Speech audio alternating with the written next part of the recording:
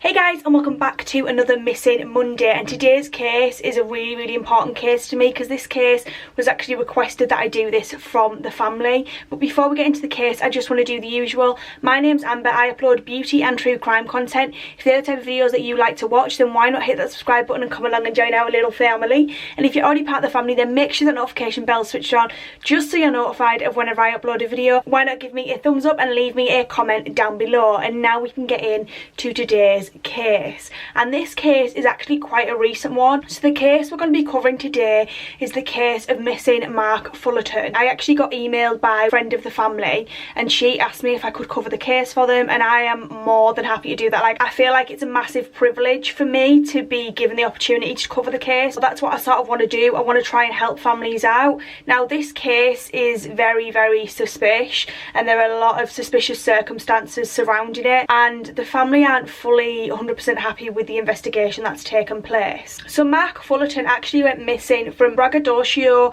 in Missouri on June 3rd, 2020. Marc has brown hair, he has blue eyes, he's around 5'11", he's got pierced ears, he has skull ring tattoos and has a full length skull on both arms, and he had recently had all of his teeth pulled out. So Marc was actually last seen at the house of his girlfriend Ashley Palmer, who is a suspect in this case. So a couple of weeks previous to his disappearance, Marc actually had some dental work done which required him to have all of his teeth pulled out.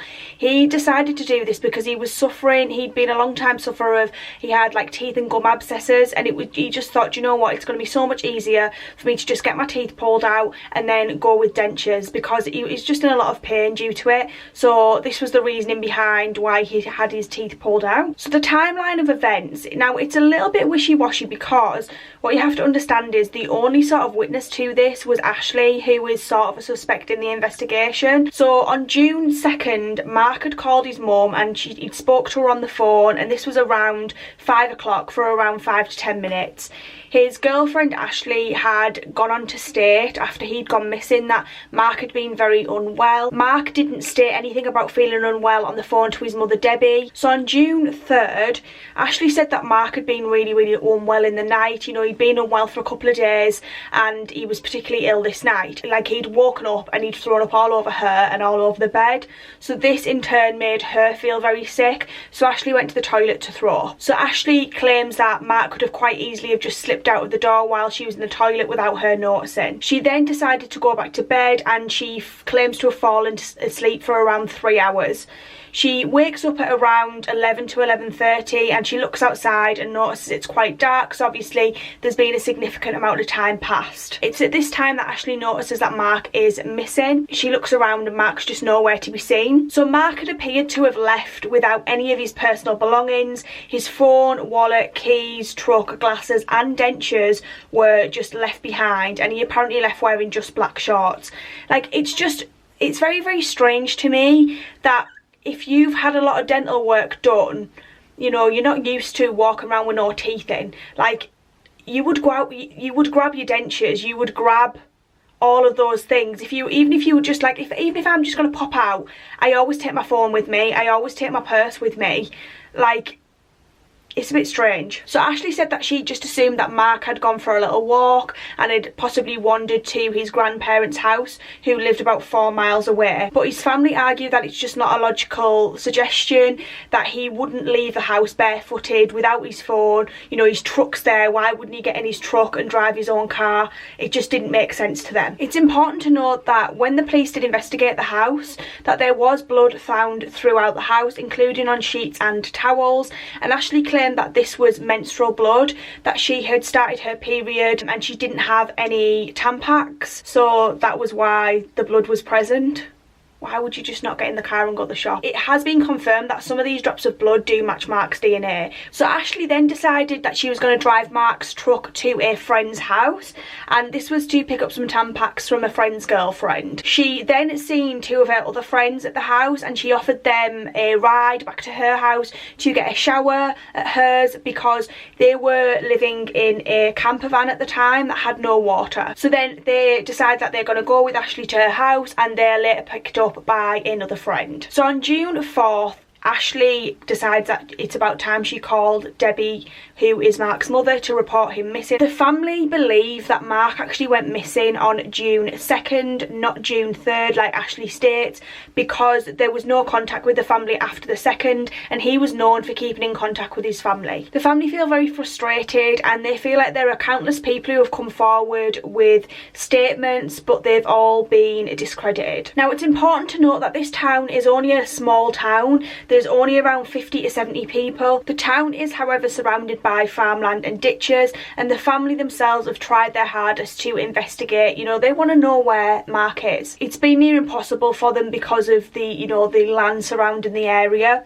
But they have organised multiple search parties, including hundreds of volunteers, rescue and cadaver dogs, but they haven't yet found anything. It is also important to note that Marc and Ashley did appear to be having issues within their relationship before he went missing. There were clear signs that the pair weren't getting along. Marc had told his family that he was unhappy and that he did want to leave the relationship before his disappearance. Now, the family are very, very frustrated with Ashley and her side of the story because she has changed her story several times since giving the initial story, which it also raises suspicions, and it makes her side near impossible to believe. So friends of the family actually went to Ashley's home not long after Marc's disappearance, a couple of days, just to have a little like sort of look around, and it was a very interesting scene. There appeared to be clear signs of a struggle or some sort of a disagreement.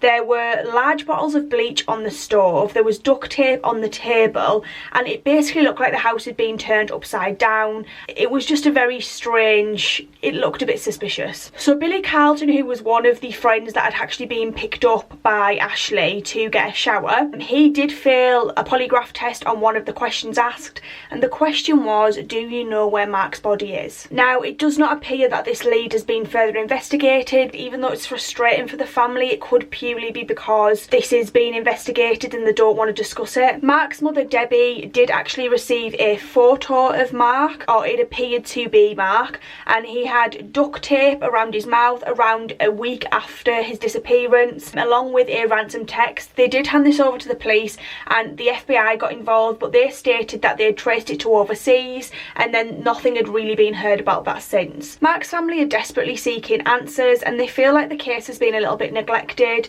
They feel completely out of the loop. They don't receive regular updates about the case, and it's causing an increase in frustrations. The family hopes that they will find Marc and find answers and just restore the peace. His aunt Jennifer actually said, just to help us bring our boy home, so as a family we can get to the next step and then start moving forward. Marc Fullerton is currently listed as a missing person in Pemiscot County, and police are still actively working on the case. If you have any information about the whereabouts of Marc Fullerton, I will leave the contact details down below, because honestly, like, anything that could help this family, please contact. They've also put a $20,000 reward out now, and this is for any information on the location of Marc or that could lead to the arrest / conviction of anyone who was involved in his disappearance. It's a bit of a difficult one. There's not an awful lot of news release information about this case, to be honest with you, which is a shame. Personally, Ashley seems very suspicious, and I know it's horrible because I don't know her, and like, I'm not saying send out a witch hunt for her,